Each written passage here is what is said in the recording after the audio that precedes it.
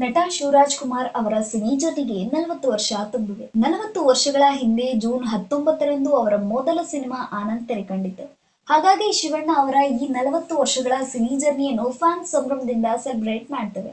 ಈ ನಡುವೆ ಶಿವರಾಜ್ ಕುಮಾರ್ ಅವರ ಸಹೋದರನ ಮಗ ನಟ ಯುವರಾಜ್ ಕುಮಾರ್ ಅವರು ಒಂದು ಸ್ಪೆಷಲ್ ಪೋಸ್ಟ್ ಅನ್ನು ಹಂಚಿಕೊಂಡಿದ್ದಾರೆ.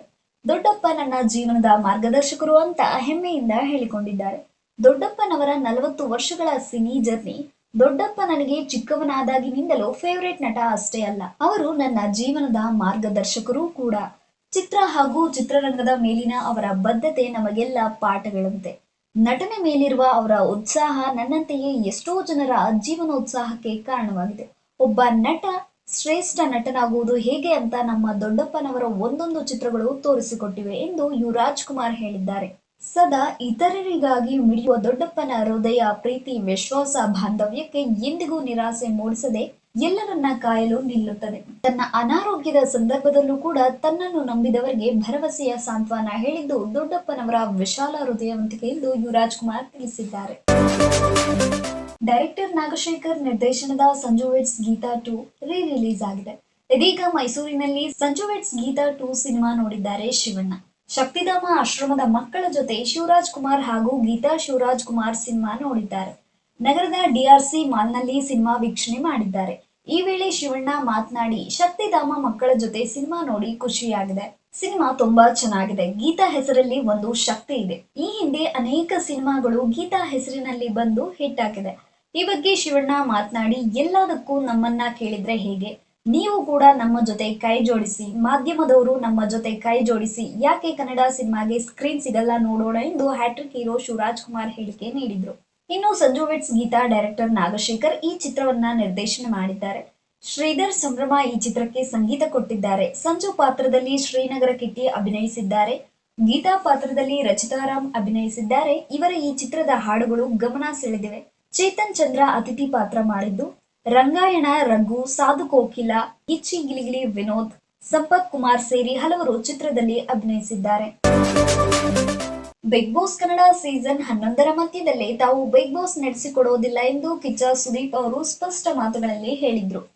ಕೇವಲ ಒಂದು ಬಾರಿಯಲ್ಲ, ಎರಡೆರಡು ಬಾರಿ ಟ್ವೀಟ್ ಮಾಡಿ ಈ ಮಾತುಗಳನ್ನ ಹೇಳಿದ್ರು. ಈಗ ಬಿಗ್ ಬಾಸ್ 12ನೇ ಸೀಸನ್ ಆರಂಭಕ್ಕೆ ತೆರೆಮರೆಯಲ್ಲಿ ಸಿದ್ಧತೆ ನಡೆಯುತ್ತದೆ.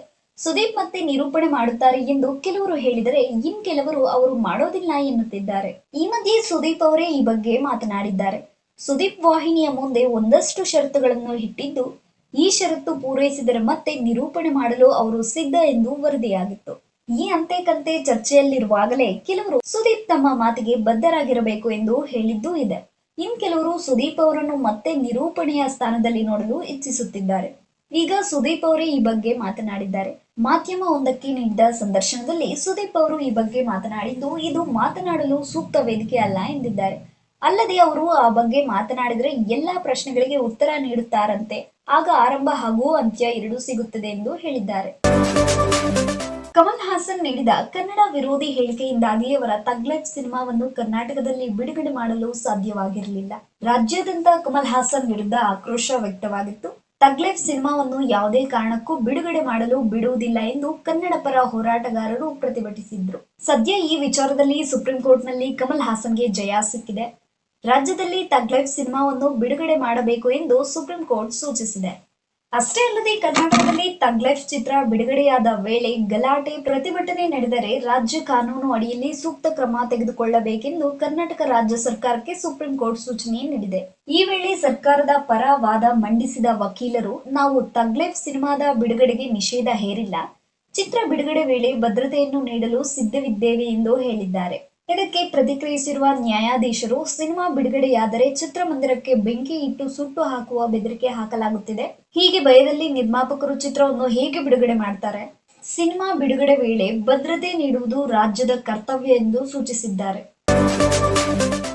ಸ್ಯಾಂಡಲ್ವುಡ್ನ ದಿ ರೈಸ್ ಆಫ್ ಅಶೋಕ್ 70ರ ದಶಕದಲ್ಲಿ ಮತ್ತು ಪ್ರಸ್ತುತ ಕಾಲಘಟ್ಟದಲ್ಲಿ ನಡೆಯುವ ಕತೆ ಇರುವ ಸಿನಿಮಾ. ಇದರಲ್ಲಿ ನಾಯಕರಾಗಿರುವ ನೀನಾಸಂ ಸತೀಶ್, ನಿರ್ದೇಶಕ ವಿನೋದ್ ದೊಂಡಾಲೆ ಬದುಕಿದ್ದಾಗಲೇ ಇವರ ಕಥೆಯನ್ನು ಇನ್ನಷ್ಟು ಚೊಕ್ಕ ಮಾಡಿ ಬಾಕಿ ಚಿತ್ರೀಕರಣ ಮಾಡುವ ಪ್ಲಾನ್ ಮಾಡಿದ್ದೆವು. ಆದರೆ ಅವರ ಅಗಲಿಕೆಯಿಂದ ಇಂಥ ಒಳ್ಳೆಯ ಸಿನಿಮಾ ನಿಲ್ಲುವ ಸಂದರ್ಭ ಬಂದಿತ್ತು. ಇದರಿಂದ ಹಲವಾರು ದಿನಗಳ ಶ್ರಮ, ಹಣ ಮತ್ತು ಅಷ್ಟೂ ಜನರ ಕನಸು ನುಚ್ಚು ನೂರಾಗಿತ್ತು. ಆದ್ದರಿಂದ ಈ ಚಿತ್ರ ನಿಲ್ಲಬಾರದೆಂದು ನಿರ್ಧರಿಸಿದೆ. ಆಗ ಅಯೋಗ್ಯ ಸೀಕ್ವೆಲ್ ಜೊತೆಗೆ ಅನೇಕ ಒಳ್ಳೆಯ ಸಿನಿಮಾ ಆಫರ್ಗಳು ನನ್ನ ಕೈಯಲ್ಲಿದ್ವು. ಮಾತ್ರವಲ್ಲದೆ ನನಗೂ 108 ಹಣಕಾಸಿನ ಸಮಸ್ಯೆಗಳಿದ್ವು. ಆದ್ರೂ ನಾನು ವಿನೋದ್ ದೊಂಡಾಲೆಯ ಈ ಕನಸಿನ ಚಿತ್ರವನ್ನು ಗೆಲ್ಲಿಸಬೇಕು ಅಂತ ನಿಂತೆ. ಇದಕ್ಕೆ ಇಡೀ ಚಿತ್ರತಂಡ ಸಾಥ್ ನೀಡಿತು. ಒಂದೇ ಶೆಡ್ಯೂಲ್ ನಲ್ಲಿ 30 ದಿನಗಳ ಶೂಟಿಂಗ್ ಮುಗಿಸಿದವು ಎಂದು ಹೇಳಿದ್ದಾರೆ. ಈ ಚಿತ್ರದಲ್ಲಿ ನಾಯಕ ಅಶೋಕ್ ಪ್ರಜ್ಞಾವಂತ ಮತ್ತು ಜವಾಬ್ದಾರಿಯುತ ಯುವಕ. ಜನಸಾಮಾನ್ಯರಂತೆ ಅವನಲ್ಲೂ ತುಂಟತನವಿದೆ ಹಾಗೂ ತನ್ನ ಜತೆಗೆ ತನ್ನ ಸವಿತಾ ಸಮುದಾಯ ಕೂಡ ಚೆನ್ನಾಗಿರಬೇಕೆಂದು ಯೋಚಿಸುವ ದಿಟ್ಟತನವಿದೆ. ತನ್ನ ಮುಂದಿನ ತಲೆಮಾರಿಗೆ ತನ್ನ ಸವಿತಾ ಸಮುದಾಯಕ್ಕಿರುವ ಸಮಸ್ಯೆ ಇರಬಾರದು ಅಂತ ಯೋಚಿಸುವ ವಿದ್ಯಾವಂತ ಮೇಧಾವಿ ಯುವಕ ಅಶೋಕ್ ಸವಿತಾ ಸಮುದಾಯ ಕ್ಷೌರಿಕರು ಮತ್ತು ಬಡವರನ್ನು ಪ್ರತಿನಿಧಿಸುತ್ತಾನೆ. 70ರ ದಶಕದಲ್ಲಿ ನಡೆದ ನೈಜ ಘಟನೆಯೇ ಇದರಲ್ಲಿ ಕಥೆಯಾಗಿದ್ದು, ಎಲ್ಲಿಂದಲೋ ಬಂದು ದಬ್ಬಾಳಿಕೆ ಮಾಡುವವರ ಎದುರು ನಿಂತು ಹೇಗೆ ಆ ಸಮುದಾಯವನ್ನು ನಾಯಕ ಕಾಪಾಡುತ್ತಾನೆ ಎನ್ನುವುದು ಈ ಸಿನಿಮಾ ಎನ್ನಲಾಗಿದೆ.